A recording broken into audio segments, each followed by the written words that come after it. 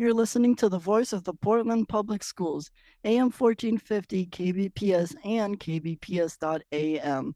My name is Connor, and it is my honor to introduce our very special guest, Aminé. He is the biggest music artist to ever come out of the KBPS program. He is one of our most successful alums ever. Aminé recently donated $25,000 in scholarships to KBPS students. He sold out concerts at the Mona Center, launched his own music festival this year at Edgefield, and he's even organized a tour drive donation events to give toys to local kids in need.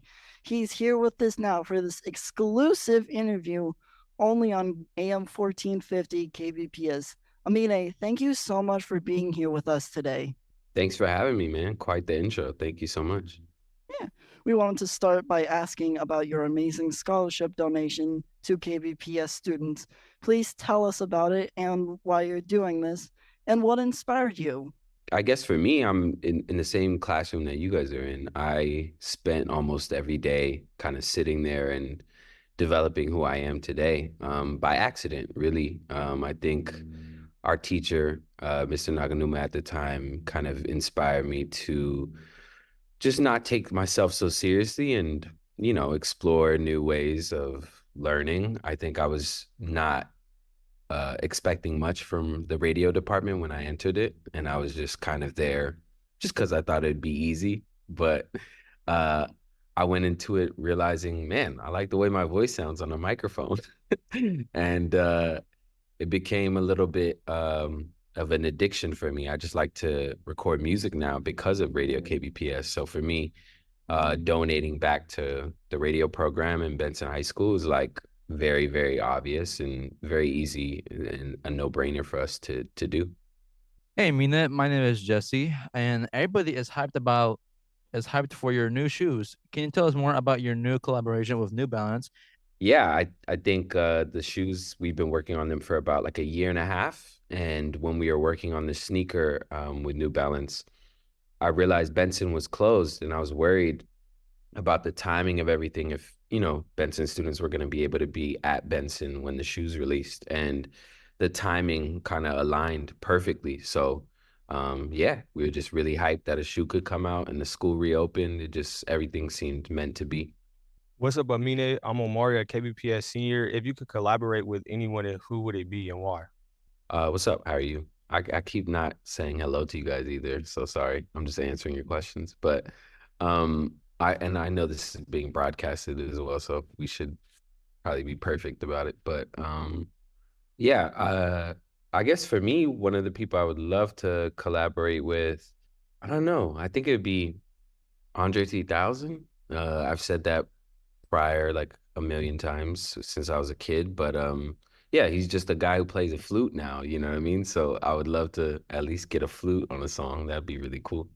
And for me, the reason why, I think I was like 14 years old when I got the Love Below album, and that was the first album packaging that I saw like explicit imagery on it, and I cut out the thing and I put it on my wall, and my mom wouldn't let me put it up on the wall. It was like this whole thing. So I have a lot of nostalgia with Andre, so that's why.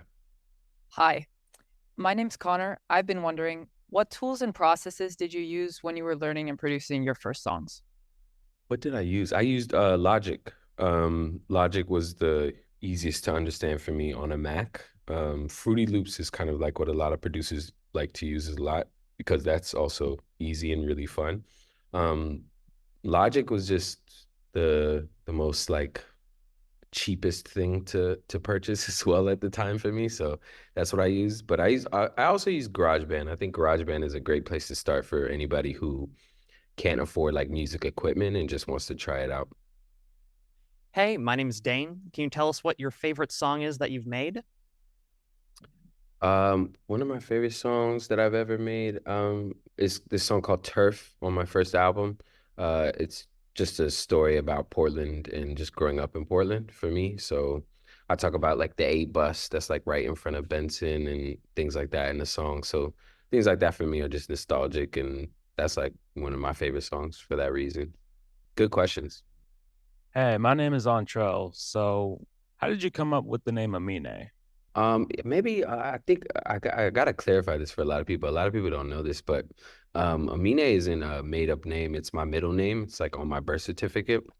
My father's last name is Aminé, and my grandfather's first name is Aminé. It's like a very traditional Ethiopian and Eritrean name. So when I decided to make that my artist name, I just wanted to, make my family proud and just make it my artist name. My first name is Adam, so that's not really a cool artist name. So I just made it my middle name.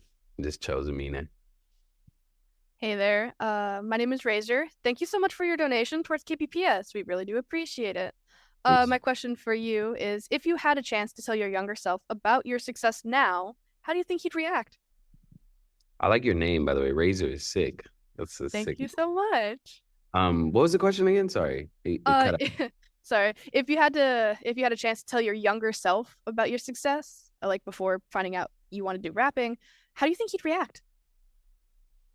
I'll just be like, man, be realistic. But no, yeah, I don't know. I think I would be a lot more hopeful. I think when you're a kid in high school and even in college, it's hard to kind of imagine what your future looks like. There's a lot of pressure. Counselors are telling you what school you should go to, what scholarships you need, your SATs, and all this stuff. It's a lot of pressure coming from your parents as well. So I think it'd be nice if we could all hear from our future selves and just let us know that everything would be okay. Hi, Mine. My name is Jason. My question for you is, which artist do you pull your inspiration from? Hmm. I pull my inspiration from a lot of artists. I kind of don't have like one specific artist. I love to spend like the wee hours of like 11 p.m. to like 2 a.m. on YouTube, just watching tons of people's music videos all the time. I'm just like obsessed with going on YouTube like a 3-year-old. And yeah, I pull inspiration from a lot of musicians, that not one specific, but I'm always inspired by just everyone putting out art. Hey, I'm Sydney. When you're visiting, where's your favorite spot to go in Portland? Where's my favorite spot to go? That's really hard. I don't know. Food wise, I love to go to Eam. It's like really good food. I don't know why. It's really good. Where else do I like to go? Um, I love to go to Taste Tickler. Taste Tickler is like one of my favorite Philly cheesesteaks. If you guys don't know it, it's like everyone at Grant in like 2012 used to go.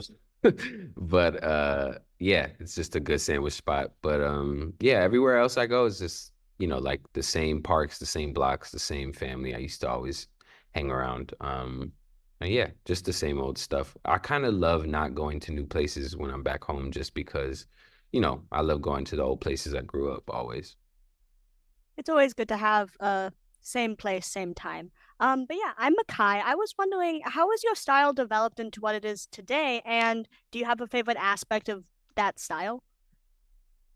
Style in like music or Yeah, style and music. Like, what instruments do you use? What type of beats do you use? That type of stuff.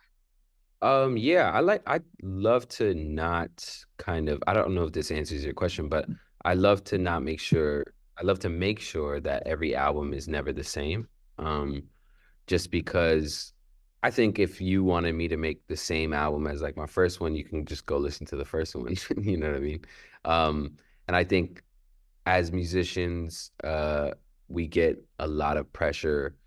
If you release anything good, people want you to just release that same type of good again. And I think it's our job to kind of just challenge listeners to try something new. Because I remember the first time I listened to this band called Hello Goodbye, I was like, I'm never listening to Hello Goodbye. I don't know what that is. And then I listened to it and I was like, wait, this is really cool. And it changed, my taste in music a lot. So I think it's always important to just try and switch it up every style with every album.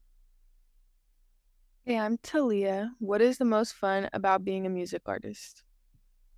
The most fun, I would say the most fun about being a musician is just being able to create something from like scratch for a job. You know what I mean? I think a lot of the times I was working a lot of 9 to 5s growing up and I wasn't that inspired by it only just because I was so adamant on creating something from scratch myself, and just having that responsibility and that freedom to just be like, I want to paint the wall red today. You know what I mean? And things like that. So, yeah, I think the freedom of just being able to create what you want is the funnest part for me. Hi, I'm Elizabeth. I also like to make art. I do painting and drawing, and I often notice that I keep adding until I ruin it. How do you avoid doing that with your music? That's a great question.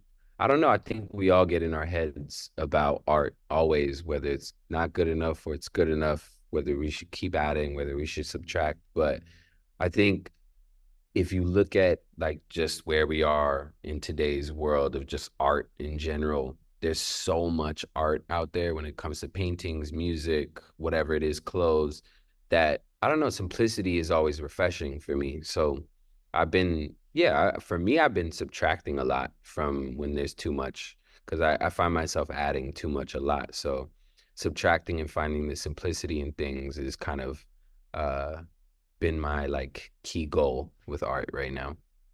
Thank you. Yeah, thank you. Hi, Aminé. I'm Nick. I wanted to know if you think your most popular songs are your best songs, or if it's just sort of random what gets most popular. Yeah, man, I think music is like the most subjective thing. So usually the most popular is what the world loves, and I'm not mad at it. I think that's great. But are those like my favorite songs I've ever made? Not really. I think some of my favorite songs I've ever made are just stories that made me feel uncomfortable to write or challenged me mentally and made me nervous. I think anytime you feel kind of nervous about putting something or releasing something out into the world, that's a good sign. I think your fear is kind of usually what dictates how honest like the art is. You know what I mean? I'm Essex. I'm a junior, and I wanted to ask, do you pull or inspiration from your own life or from your other songs too? I don't know. I kind of pull inspiration from everything around me. If I'm just like chatting to a friend at lunch and my friend says something really funny, I'll write it down as like a really good thing to write about in a song one day. I just have like this notes in my folder of just things people say to me and funny sayings or lessons like somebody's grandfather would have said to me at a dinner or something like that, of just life lessons that I love to write down and use as inspiration for lyrics sometimes. So yeah, good question. Hi, I'm Andy. So, we know that you're a Benson alum and you used to go here as a KBPS major. Do you have any fun memories from here at KBPS that you can tell us about? Yeah, I don't know what's appropriate to say, but yeah, I mean, we got in a lot of trouble. I think Benson is much more organized now, but uh, that was around the time. I think my favorite thing I used to do every day coming into KBPS was this was around the time that World Star was a thing, and worldstarhiphop.com was there was no TikTok, there was just worldstarhiphop.com, and we would just go on there every day looking up just bad things on that site. It was really funny. I remember the first time like Tyler released his song Yonkers and he was eating like the beetle. We were in the KBPS room like freaking out about the beetle in that room. So those types of memories are really cool. Hey, it's Oscar. I don't know if you remember me, but I went to like your meet and greet thing for the New Balance shoes. Like Oh, you went sick. to New York, Yeah, Portland, yeah, and yeah. The then Portland one with yeah, the yeah, lime greens, right? yeah. Yeah, good to I see you. met you there. I was like, I think you also met with my brother. He graduated 2012 as well. Yeah, yeah, yeah, yeah. Oh wait, your brother actually graduated with me. Yeah, Yeah, yeah, yeah. yeah, Oh, tell him I said what's up. yeah. I got you. And I just a personal question. Why do you like the banana logo so much? Oh, yeah, good question. The banana logo for me was honestly a form of like nostalgia. Um, the color yellow is something like I want people to remember me by, just even when I'm done with music. The way Prince, I don't know if you guys know, but the way Prince has purple associated with him, I've always wanted yellow associated with me. So when I was doing like my first music video ever, I couldn't afford to film a music video at all. I had no money, but the one thing I could afford that was like a yellow prop, because I really wanted yellow in the music video, were these bananas, because they were yellow and they were cheap from the grocery store and they were like 40 cents or whatever.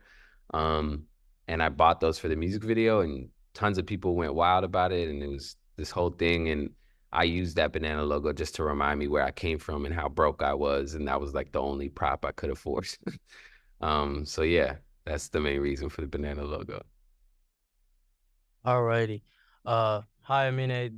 That's going to do it for our interview today. My name is Eunice, and we thank you so much for your time and for the generation scholarships, donations, for the cool new shoes, and for all the advice and inspiration.